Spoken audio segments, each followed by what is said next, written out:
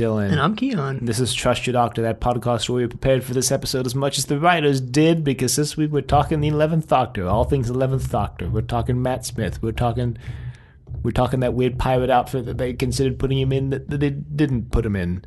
What, was that for Curse of the Black Spot? I don't even remember. No. That was just like his regular outfit. Was this weird like black leather jacket with like a loose fitting shirt underneath. Looks like a pirate, is the point. Oh.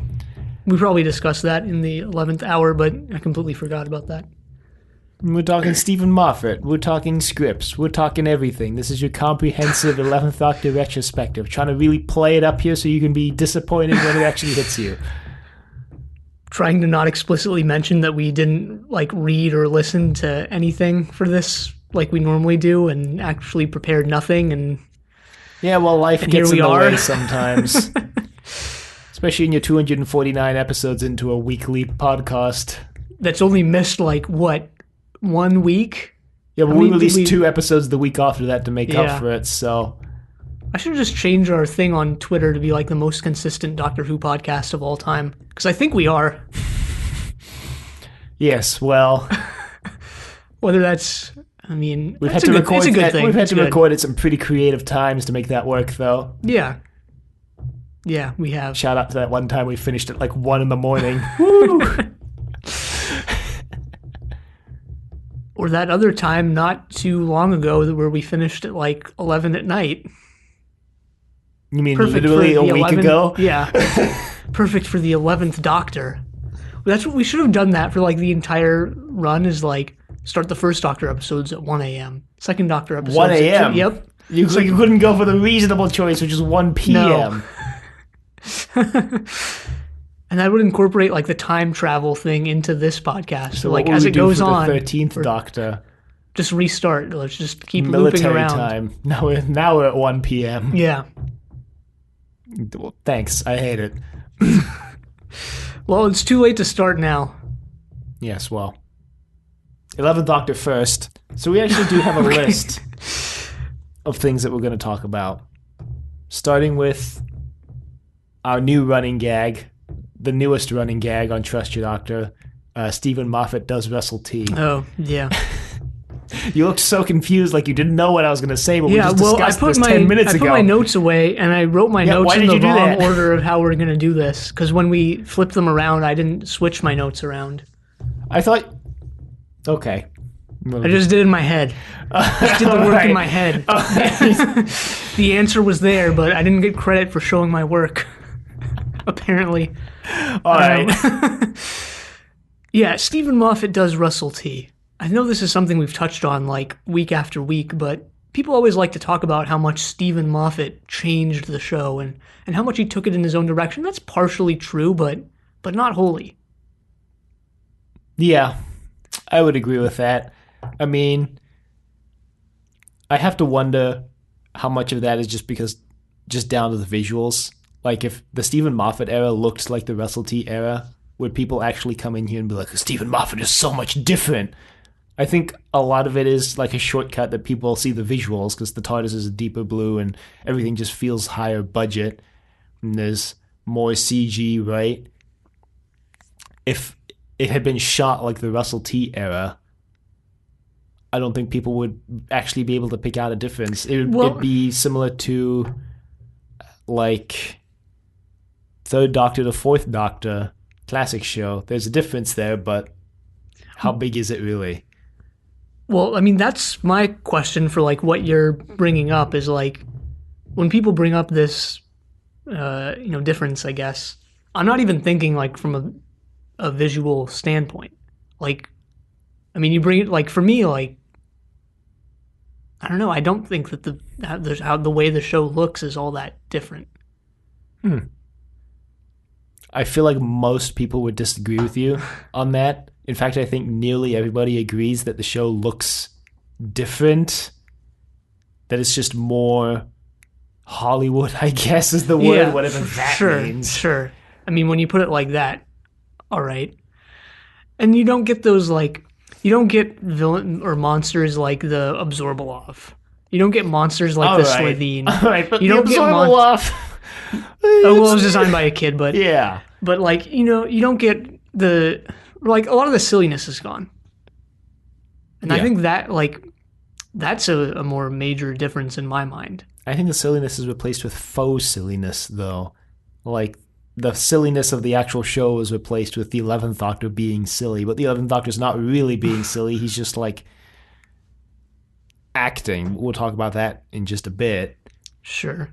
And I mean, but not only that, like, Stephen Moffat definitely did things in his episodes that were, like, maybe not intentionally, but direct lifts of things Russell T did first. The whole structure of the Amy, like, she comes on and then we get Rory and like going the first 3 episodes being like going to the future, then to the past, then to the present. Like all of that is like just ripped straight from the Russell T How to Make Doctor Who handbook. Yeah, and I mean not even that, just like the entire arc of like Amy, Rory, and yeah, whatever. Brian as well is Rose, Mickey, like done again a little differently. Right. And I don't know why I add Brian's kind of the Wilf. Yeah, sure.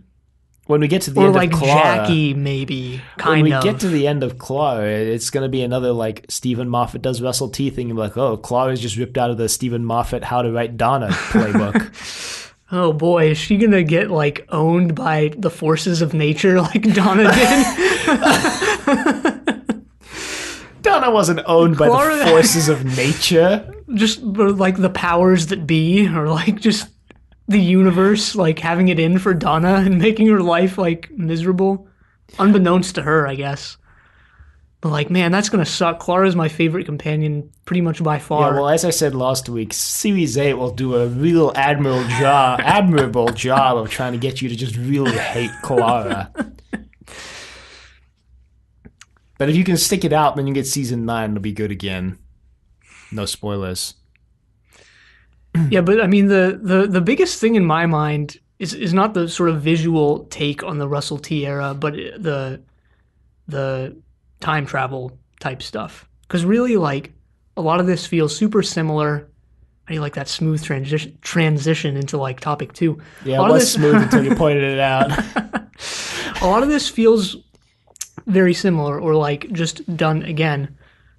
With an extra, like, added layer, pretty thick layer of time travel. Well, Stephen Moffat's the first showrunner to really, I don't want to say realize the potential, but... No, that, like, I would say realize the potential. Or, like, utilize. Yeah, utilize. Because I think, like, J&T and Russell T always saw it there, the potential, but were more concerned with self-contained interior episodes than Stephen Moffat. Yeah, plus, and I know we talked about this before, the script editor role from the classic show didn't have as much power, didn't have as much of an iron fist, I guess, as the showrunner.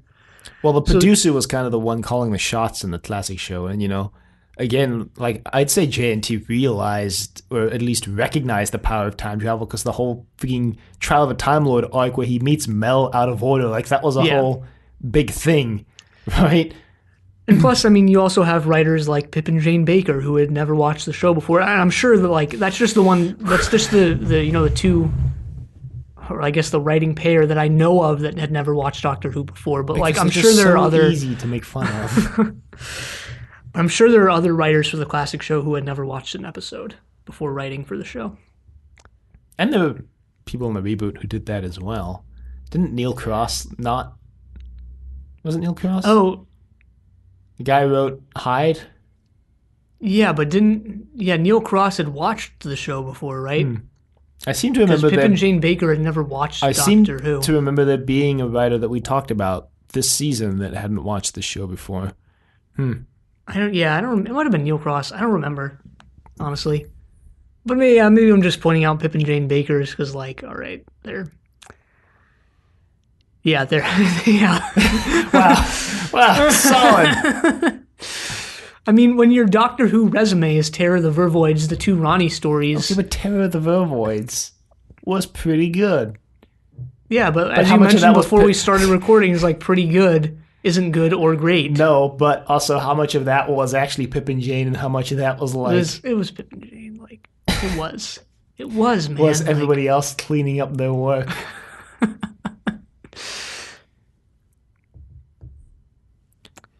Yeah, so I mean, I don't know. How do you feel about? Because here's the thing. I feel like the way this was all achieved is like the show really eases you in and lulls you into a false sense of security with the heavy like time travel and the confusion that comes along with that. Because it wasn't too much to begin with.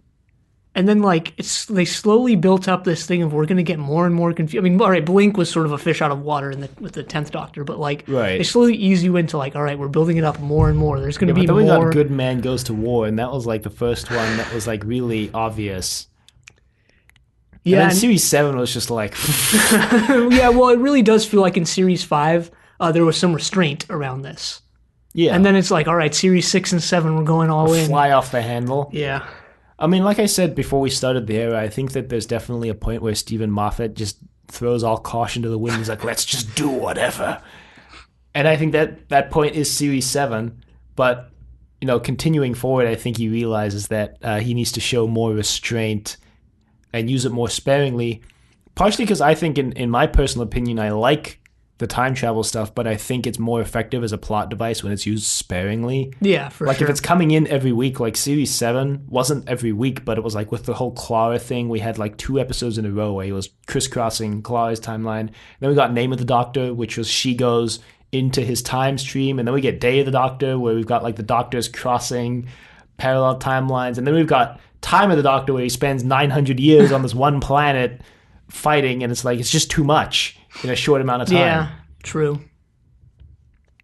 Like each one of those in isolation was like, all right, cool. That's a pretty cool idea. But all 3 of them back to back was like, okay, I get it. You like time travel and you want to make use of the fact that this is a time travel show with a character who doesn't age as quickly as humans do. But like, can we get something else for once? Yeah, and that's part of why. At least this is what I sort of see online, and I kind of feel this way, is that people possibly justifiably and like make fun of Stephen Moffat as the showrunner. Like I feel like it's a very easy thing for people to do. And I don't see as much like calling out of Russell T as much as I do with Stephen Moffat. I'm not even gonna But talk I about think Chibnall, but that's partially just the era in which we were. yeah, maybe. Right, because I think there's always going to be a sense of like XYZ ruined the show when you're in the era. And like I think it was just a knee-jerk reaction to Moffat that people were like idealizing the Russell T era. But like we said, like there isn't actually that much difference between the two, except mostly the visuals and the time travel stuff. Yeah, but I mean, I was gonna say like in this era, and maybe this is just maybe the time travel thing is the only real evidence I have of this, is like Stephen Moffat is someone who like you can really tell what he likes from the episodes that he writes. Whereas like Russell T has gone on record as saying like, yeah, I tried to infuse some atheist rhetoric into the show because I'm an atheist, but that never really came across on screen. Yeah, I mean, I think Stephen Moffat is the one who's like most obvious. Who like inserts the most of himself into his writing. Yeah, which is kind of why like on some days I like really just detest characters like Clara and Osgood, because you can just tell it's Stephen Moffat putting himself on a page. No, I don't feel that way. Just wait. I mean, just wait, because like maybe in season 8. I'm clearly looking at Clara with a bigger lens than you are, but like characters like Osgood and Clara, sometimes you're like, wow, Stephen just like didn't drive the character forward. He just put himself on the page. But as of season 7, like I don't feel that that's true. Right. Before even though. like discussing whether that's a good thing or a bad thing, like I don't see that. We're only halfway through his era. Yeah, though. we are. So maybe we should stop talking about Stephen Moffat and start talking about the 11th Doctor again, because we have more topics lined up for you. Not really. Yeah, we got like 2 more. And one of them is just like her favorite things. Well, going back to that knee-jerk reaction, like I think there's clearly now in the Chibnall era, like knee-jerk reaction. Oh, like, yeah. Chibnall ruined the show. But like For sure. the discourse now around Moffat, That frog. like I don't think people have necessarily noticed this because I don't think it's been as obvious. But there's definitely been a change in discourse around Moffat. Like there's definitely some sort of Moffat almost like revitalization period now where people are knee-jerking to Chibnall like, man, I really wish Moffat was back. And like, 2 years ago, these same people, or these same communities, I should say, I shouldn't narrow it down to individual people, these same communities would be like, man, Moffat ruined the show. And it's just like, it's just the cycle Maybe of things Doctor are Who. continually getting worse and worse. But I don't making agree the with previous that. era look better. But I don't agree with that. I No, don't I think don't that's... either. But it's like, we've joked about this on the show before, that a Doctor Who fan's favorite thing to do is hate Doctor Who. Yeah. Like, even when this is like a little bit of me personally being involved in the Doctor Who fandom, but I was vice president of the science fiction club for a year. But like, everybody in the club was like, man, the Moffat era sucks. And I'm sitting there like watching the episodes for the first time, and I'm like, I didn't get it. Like, I didn't get what people hate about it. You just didn't have enough perspective. You hadn't watched all of the classic show at the time, so no, I'm just kidding. That doesn't change my perspective, though, now, because this is 3 years later and I finished the classic show. That hasn't changed my perspective. No, I mean, I was just kidding. No, because now we can pull out that card of like, well, you really don't have enough perspective because you haven't watched every Doctor Who, classic episode. But that's why we had the insanity to sit through them all in a row. But that's why I'm countering with like, but it didn't change my perspective. Yeah. Like, I still feel the same way. I just don't get the hate. Yeah. I mean, even now, like, rewatching Series 7 that everybody says sucks, they're like, yeah, I didn't like some of the episodes, but I definitely didn't think it was nearly as bad, like, at all as people say it is. Yeah, and this is actually something I've been thinking about a lot lately, is for a show that has over 900 episodes and plus tons of books, audios, comics, you name it. I think Doctor Who is really like a solid series. Yeah. I think we actually didn't mention this last week, but I believe Time of the Doctor was the 800th episode of Doctor Who that aired. Yeah. Was it? Time of the Doctor was 800, but obviously 800. Now we have... No, there's not 900 now, but... No, but there's like 840, I think. Something like that. I want to say. But yeah, there's well over 1,000 stories, when you count books and... I mean, yeah, for the massive amount of content that... I mean, you could make the argument that with that much content that there'd have to be at least a couple good ones, right? But for the whole thing to be pretty much consistently solid... Star Trek's like this, too. Star Trek has like a massive amount of episodes, but like to be consistently solid throughout pretty much all the series is like pretty impressive. Yeah. Speaking of series, Matt Smith had 3 series. All right, it was a little bit of, oh man, what do you call it when like someone's DJing and they don't transition to the next song, right? I forget what it's called. There's a term for it, but I feel like we just kind of did that in like podcast form. Ah, yes, Trek Doctor blazing new trails on every possible frontier. Yeah, so Matt Smith as the Doctor, the 11th Doctor. I remember when he was cast. This was before I was like actually watching the show. I'd only watched Waters of Mars, I think, at this point, and I remember seeing that he was going to be the next Doctor, and I remember thinking like, wow, he looks like really young. Like his face just looked... Wait, and then you got to season 6. How much he like aged between, series 5 and 6. Yeah, I don't think you really noticed that when you watch it yearly. But like for us, because we watched series 5 into series 6 back to back. Yeah. But I was looking at some Blake 7 images from Series A, and I was sure like how young like Villa and Servalan and Avon look. I was like, whoa. Yes, well. Whoa. I mean, it had only been 4 years. It was a 4-year long show. Yeah. Wasn't it? It was beginning of 78 to the end of 82. Yeah. Yeah. Yeah, well, stress will do that. I guess, 5, I guess, yeah. Stress will do that. Yep. Haven't read Jacqueline Pierce's biography yet, but apparently she went through some serious stuff, like, during the production of the show, which I know we mentioned on our Blake 7 podcast. Zenith, check that out. It's now complete, so you can listen to the whole series all at once. And it's back. It's complete and back online.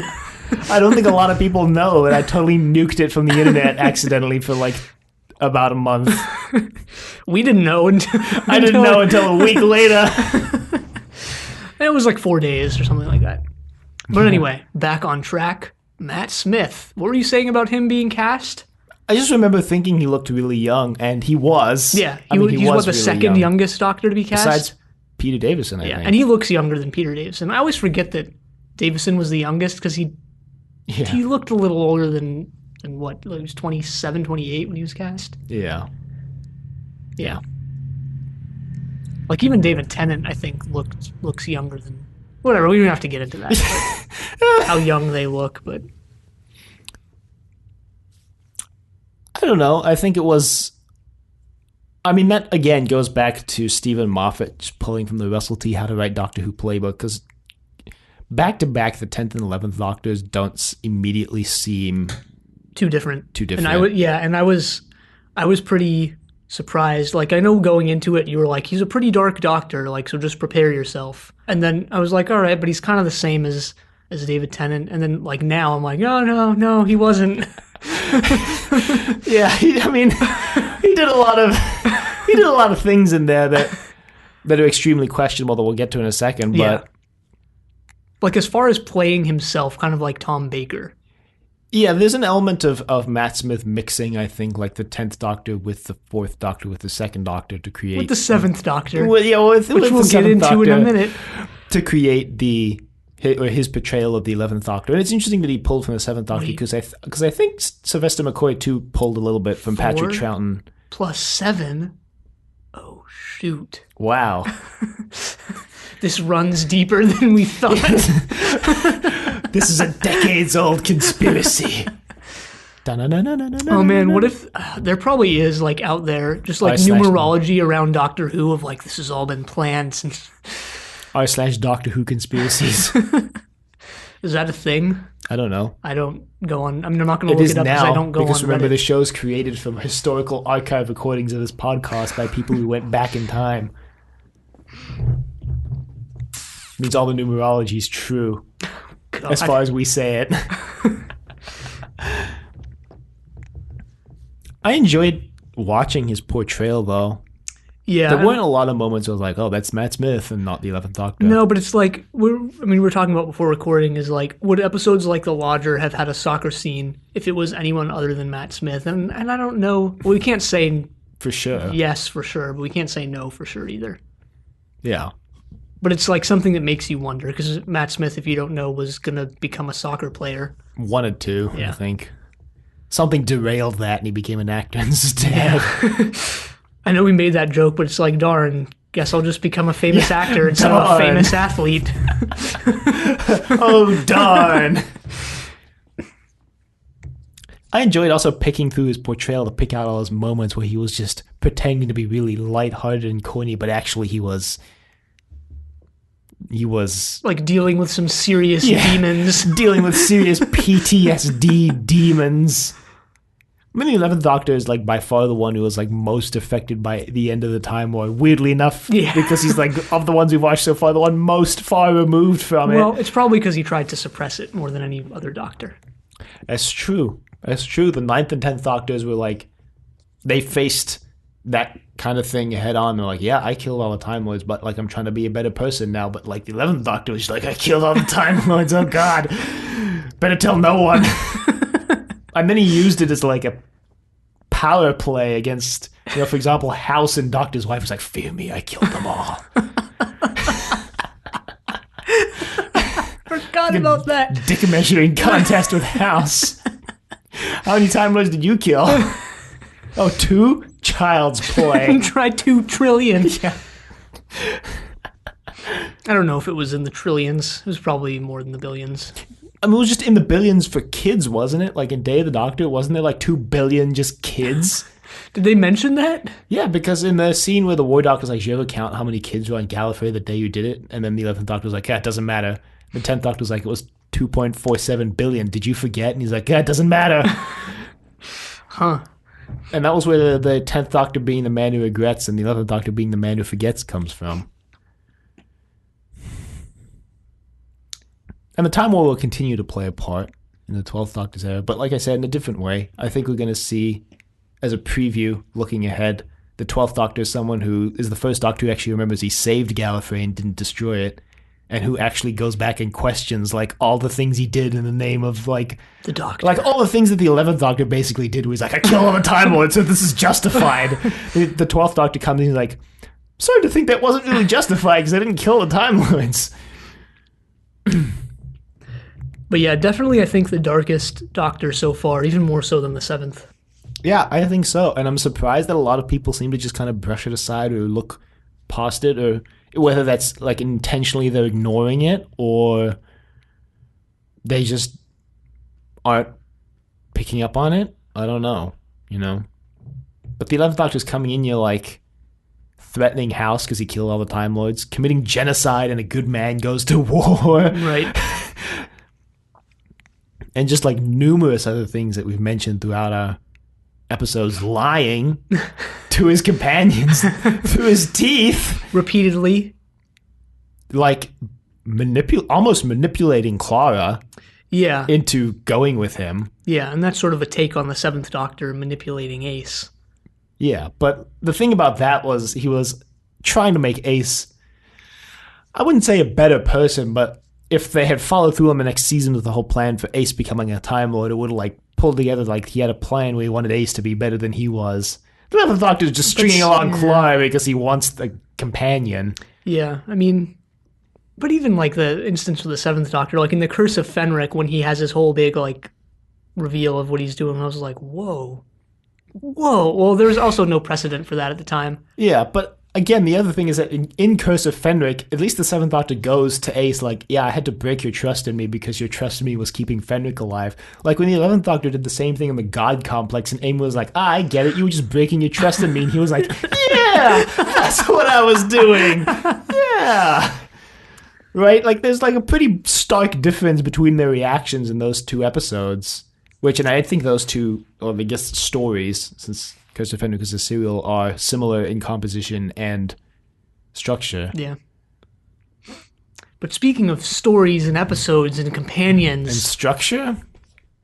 Let's run through a couple favorites and least favorites of the 11th Doctor's era before we sort of sign off here. My favorite part of the episode. Normally we keep favorite quotes during the era, and I forgot, and it was about like Doctor's Wife, end of series 5, that I was like, okay, I'm going to start keeping quotes, and then I promptly forgot again until about a week ago, and I was like, well, too late now. It's better than I did. I didn't even... You know, bow ties are cool. There you go. Fezzes are cool. Fezzes are cool.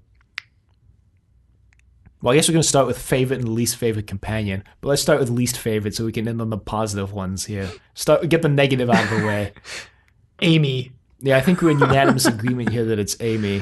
Yeah. I mean, even if we're counting, like, Brian, it's still Amy. Even if we're counting Craig, it's still Amy. But Craig was great. Yeah. Why would you even put Craig in that list? Yeah, Craig was... Even if we include Tasha Lem from last week, it's still Amy. Better example. Craig was a bad example. I was trying to say, even if we're including story-specific characters, it's even still Amy. Madge was better than Amy. Remind me who Madge was again. I mean, I agree, but... From the doctor that went to the wardrobe, the mom. Yeah, she was better than Amy. Still can't believe I remember her name. Oh, wasn't it Marge, or... It was either Marge or Madge. Well, I mean, Amy was pretty good when she started. In her first, 5 or 6 episodes. Stephen Moffat does Rose. But, Rose was a kind of... one of the interesting things, in my opinion, about Rose's character when she started was that she was, an entitled teenager, and she was, learning to grow up with the Ninth Doctor. That was part of her... Sure. Kind of character development. Right. Although it's in series... ignoring series 2 for now. Yeah, right? Yeah. No, I mean, when we say Rose, I think we can agree that we're talking about, series 1 Rose, and not just, dropped off a cliff series 2 Rose. Yeah. But, the difference is that, with Amy, the thing was that Stephen Moffat also wanted to do this kind of entitled thing, but Amy's not a teenager. She's a 20-something working... Depending on the episode, between, 20 and, 40. It hasn't aged a day. This 20-something working woman, but she comes into the TARDIS with this incredible sense of entitlement because she saw the Doctor when she was a kid, and she thinks that she's like entitled to traveling with the Doctor, and that worked for a couple Well, episodes. there's more to it than that, but we go on, sure. But like, my point here was that the difference is like with Rose, she was a teenager, and like part of it was that she was entitled, but she was learning to grow out of that. But with Amy, it was like she never grew out of that entitlement. Like it just got worse almost. Yeah, I agree with Rose. There's more of a very clear coming of age story in that first season with her. Yeah, at the end with the bad wolf thing. Yeah. Whereas with Amy, you kind of see like it lands flat on its face, but like you kind of see it where it's like, okay, first she's a what's it, strippergram or whatever it's called, kissogram. Yeah, strippergram. Okay. Safe for kids. Yeah. And then what was her next job? She was that model. She's a model, and then she becomes a writer, which isn't necessarily a step up from a model. It's like, all right, just another like. I don't know. I would say both. I would argue in terms of pay, it's a step down. It depends who you're writing. It depends what you're writing and who you're writing for. As a writer, but I think models pretty much even like median or average income is like vastly higher than writers. Probably. And but like, I mean, I don't know. You see like you can see this transition of like, all right, at first she's a kissogram, which is just, I don't know. I don't want to write off being a kissogram. I'm sure there's a market for it, but like, she like kind of steps up in the world or whatever. But again, like this entire thing, like, kind of just falls flat. Well, because like it kind of falls flat because of Rory almost. Because Rory comes in and Rory, the thing is like Rory has an actual character arc that you can like clearly pinpoint moments in where things happen. Rory starts as Asylum of the Daleks comes around. Okay, well, makes you question before we get there, mental integrity. It's like he starts as this dweeb, and then like he grows as this person. He's like one of the first people to like challenge the Doctor on like his whole like life purpose, which is taking companions and traveling. Rory's like, you're turning them into warriors. Like this isn't okay, right? But Amy, we never see that. We never see the kind of like resolution. We don't, or in my opinion, I don't get the sense that she comes out of traveling with the Doctor having learned anything. And I guess that's where it falls flat for me. Sure, if you're expecting that, I guess. But I mean, even if you're necessarily not, like in the classic show, it always felt like the companions left when they had learned something. Yeah, whether you know how shoehorned in that was dependent on the companion, like right, but it was still Nissa there or whatever. Not Tegan. Yeah, Romana. Tegan. Well, Romana learns how to be heroic, much as how to help lions in distress. But Turlo learns that he needs to accept his fate, and he goes back to his home planet, right? With the addition of them, like possibly like reducing his sentence. I thought they commuted his sentence entirely. Yeah, I don't remember. If I remember correctly, he decided to go back, thinking because he wasn't in trouble anymore. No, but I think if I remember correctly, he decided to go back before learning that he would commute, they would commute his sentence, and that was the big kind of thing. You know, Nissa goes off and joins that hospital ship to help the plague victims. All these people feel like they learned something. Amy, I mean, again, like I feel it's not very explicit. You kind of have to dig for it. You kind of have to like connect these dots yourself. Maybe that's the reason why it falls flat on its face. I do. I think that's true. Is like you can kind of see it with Amy of like at first she had this, obsession with the Doctor and stuff like that, and she had to go through therapy and all this stuff of waiting for the Doctor, and eventually I guess, and I can't point to a moment where this is true on screen, but eventually comes into this thing of like, all right, I'm going to live my life without obsessing over the Doctor. Yeah, I think I can't pick out a moment where that's the case, where she like does something. In fact, there's moments where the exact opposite happens, right. Like at her wedding, where like the Doctor is non-existent in this universe, and instead of like focusing on the guy she's marrying sitting right next to her, she like brings the Doctor back into existence, right? She brings the Doctor back into her life. She was out, and then she was back in. You were out, man. You were out.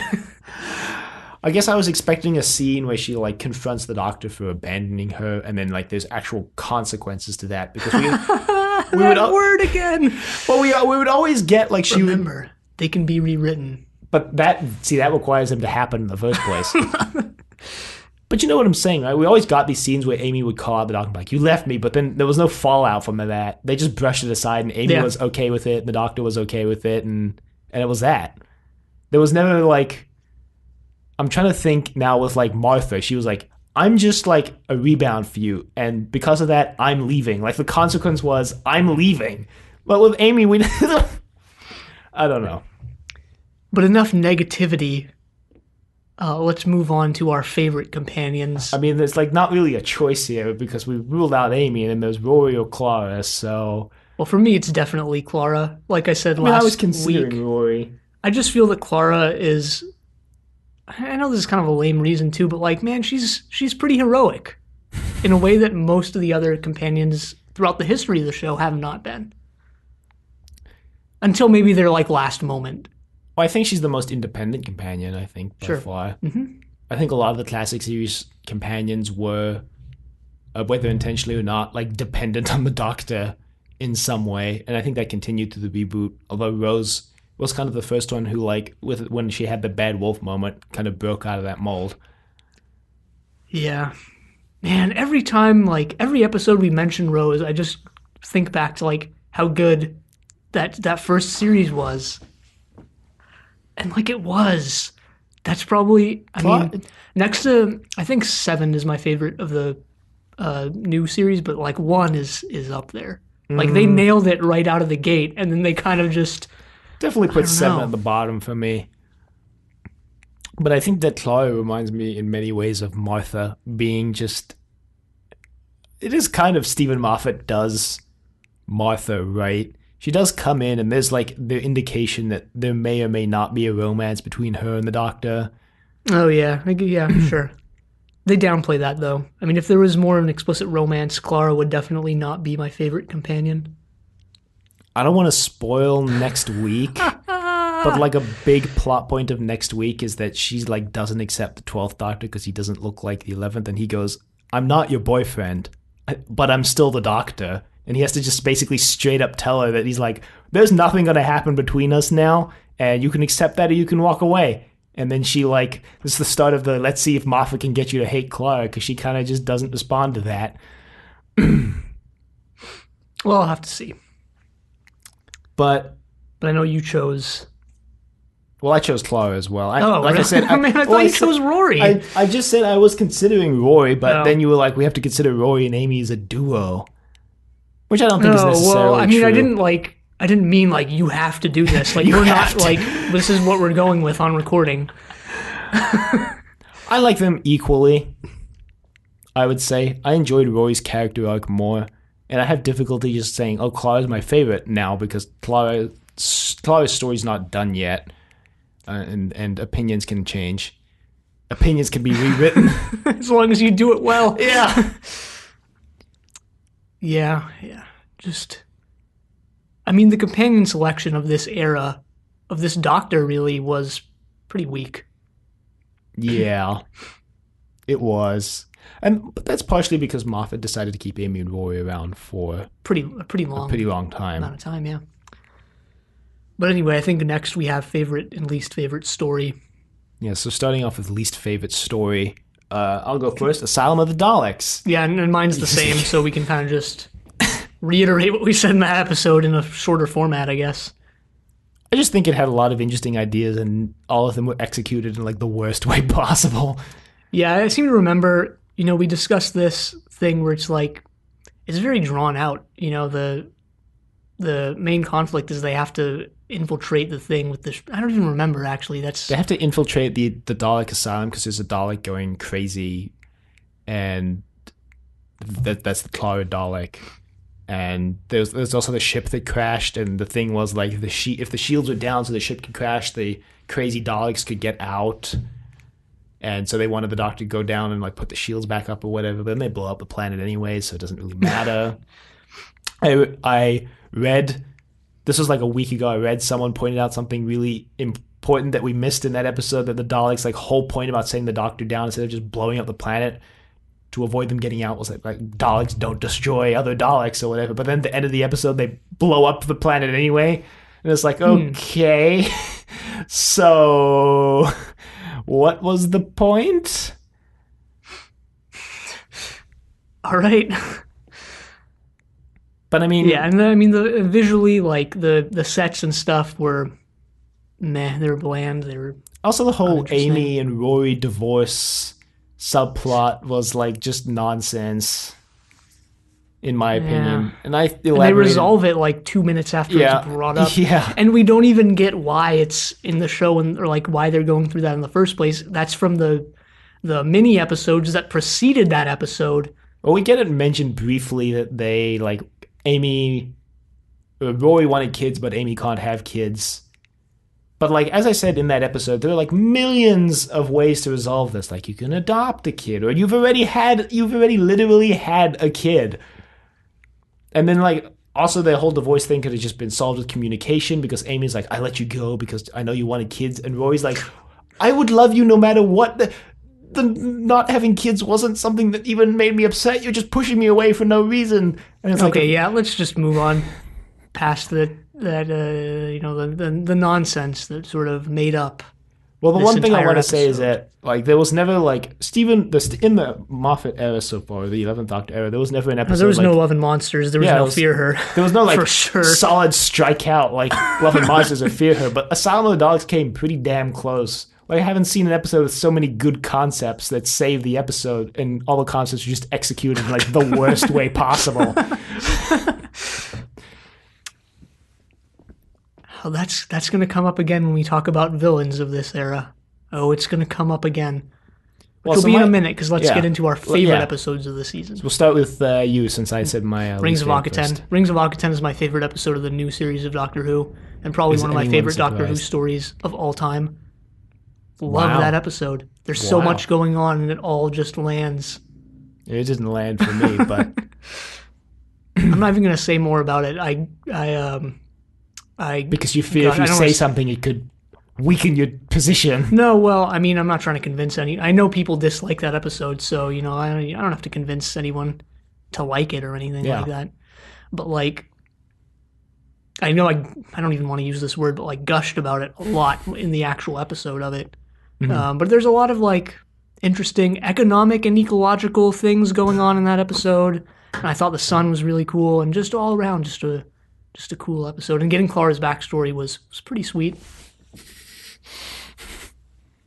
Yeah, I mean, like I said in that episode, I liked a lot of the concepts in that episode. Just for me, they didn't land, though. That leaf, man, love that leaf. Wow. You should get a replica of that leaf hanging on your wall.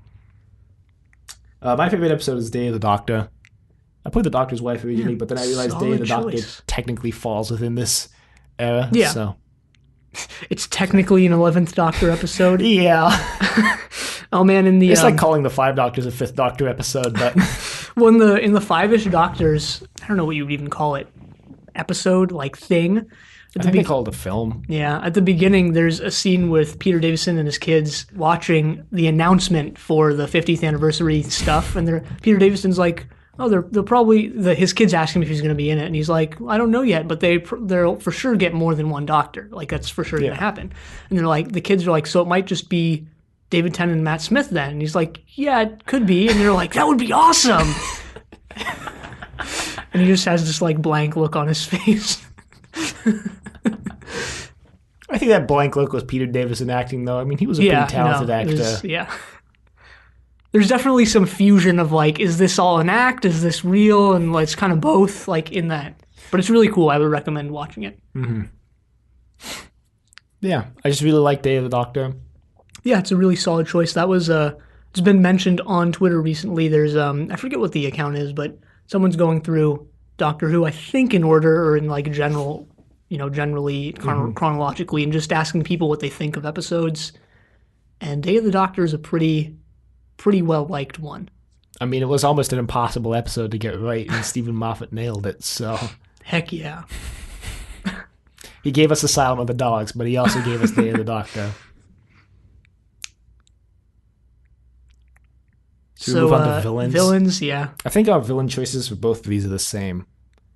But least favorite, Kavarian. No, I put my least favorite as the Cybermen. I didn't like the Cybermen in this era. They felt very weak, even compared to to the Ninth and 10th Doctor's era. Yeah, that's fair. Although in the Ninth and 10th Doctor's era, there was like an element of renewal. Yeah, they weren't the Mondas Cybermen, but even then, I almost wish they continued with those Cybermen. Mm-hmm. Yeah, they rest didn't assured, feel as powerful as they had in the past. No spoilers, but since the 12th Doctor is my favorite Doctor, I have difficulty not spoiling this, but rest assured that Stephen Moffat will redeem himself in his interpretation of the Cybermen at some point in the near future. Good to know, especially since I already do know that he's not going to redeem his interpretation of the Angels or the Silence. Well, he created both of those, so his interpretation is the only interpretation. His reinterpretation. All right, I guess. Yeah, well, mine's Kuvarian, just because, like Asylum of the Daleks, I've never seen... kind of sucked. I've never seen... Well, that's putting it mildly, but I've never seen a villain with so many good concepts executed so spectacularly poorly. I almost wish they didn't have that line about Kuvarian, like, in... Which one was it in? Was it in Time of the Doctor? But even without that line, she just completely, like... In her final episode, just completely bombs. She, like, worked as, like, a behind-the-scenes villain, and then in, is it Wedding of River Song? I think that's the one. It's complete face plant. That's, like, the one and only time we actually see Kuvarian, like, being the villain of the story, and she spends the entire episode tied up in a chair and then gets killed by the Silence. Off screen. Yeah. She's not even menacing in that episode either. She gets captured immediately, and that's it. Turns out that's all they had to do. I mean, in Good Man Goes to War is the only other episode she's the main villain, and she escapes, like, the first 10 minutes of the episode when she realizes the Doctor's coming. She's like, freaking peace, guys. Yeah, Kuvarian was a pretty weak villain as well. My favorite, despite what I just said, is probably both the Angels and the Silence. Like, the stupidness of how they were executed doesn't outweigh, like, how cool they are. And I still feel like Blink is the best version of the Angels. Mm-hmm. I don't know, they had like, I see the potential. And I'm not faulting, the writers and... So Stephen Moffat. Yeah, Moffat. Moffat's the only one who wrote any episode starring the Angels or the Silence. Yes, he wouldn't let any other writers get their grubby hands on his precious creations. I mean, really, the Angels and the Silence, I think, are the two best Doctor Who, like, quote-unquote monsters of the new era. Of the new era, yeah. Yeah. The Cybermen and the Daleks are, like... Oh, the classic show has like, name any monster from the classic show, and they're better than the Angels and the Silence. All right, maybe not any. Megalos. I would put Megalos above both the Angels and the Silence. All right. Cactus people above Angels and Silence. You heard it here first. Yep. Love me some Axons, though. I don't even know what the Axons' plan was, if I'm being honest. Do I? How about those Dominators? Great, the Dominator, the Crotons. The faceless ones. But we got to remember the all-time classic. They weren't called the faceless ones. They were called something else, but I forget. The all-time classic, the Ambassadors of Death. They were an all-time classic, though. Yeah, because they were overpowered as hell. You touch them and you die. And you can't even kill them. But my favorite's also the Silence. Just really like the idea behind them. Yeah. It's kind of terrifying. Again, like, just puts into perspective how this is all executed is like, we both said, like, yeah, that was a really cool idea. And not that was a really cool villain.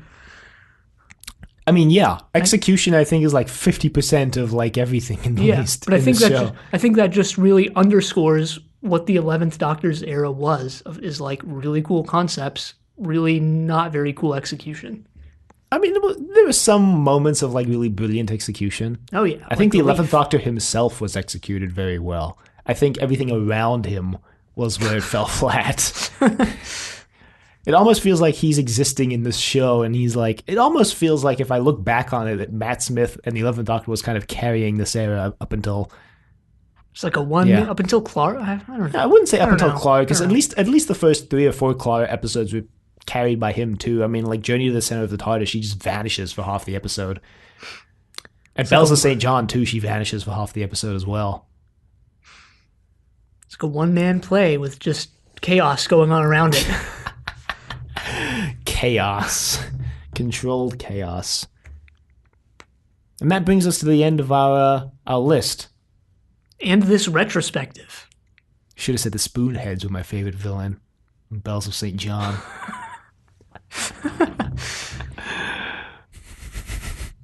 Yeah, so that actually also brings us to the end of the 11th Doctor's era. We are now but only one Doctor away from catching up to the show. And since no Doctor Who is airing in 2019, we will probably catch up by the end of the year. Yeah. Isn't that exciting? It's pretty exciting. It's still a little too far away to be exciting yet. It's like once it gets closer, I'll start getting more excited for it. Well, if you'd like to email us, you can reach us at thedoctor@decorativevegetable.com.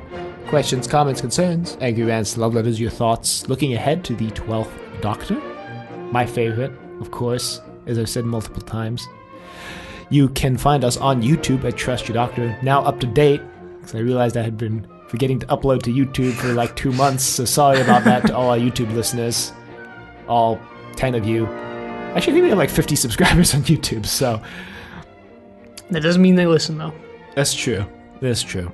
But if you do listen on YouTube... Thank you for listening at all. Yeah. And you can find us on Apple Podcasts and Google Play at Trust Your Doctor. You should leave a rating if you like the show. And if you listen this far, I'm considering applying or submitting the podcast to Spotify. But at the same time, I don't want to have to go through the whole process. So if that's something that would like is of interest to some people, just send us a tweet or an email and just let me know.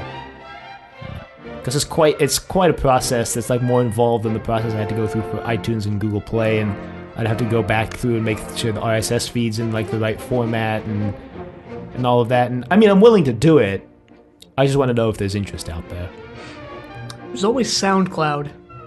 Great. We can be a SoundCloud rapper. That's how we can make our money from home.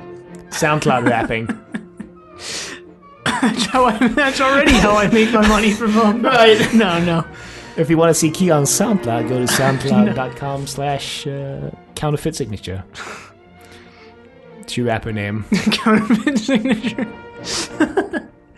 No, it has to... there's like those rap name generators, like how Post Malone got his name, or like the ones where you take like the street you grew up on plus your favorite like fruit or something like that.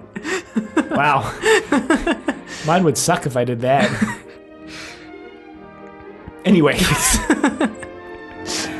I think that was the stripper name one, actually. Wait a minute. Did you just bamboozle me into making a stripper name for myself? Yeah. Check us out on Facebook, Trust Your Doctor. Like us on Facebook. Also check us out on Twitter at TYD Podcast and follow us on Twitter. And next time we're going to be starting off the 12th Doctor with Deep Breath. But until then, the end.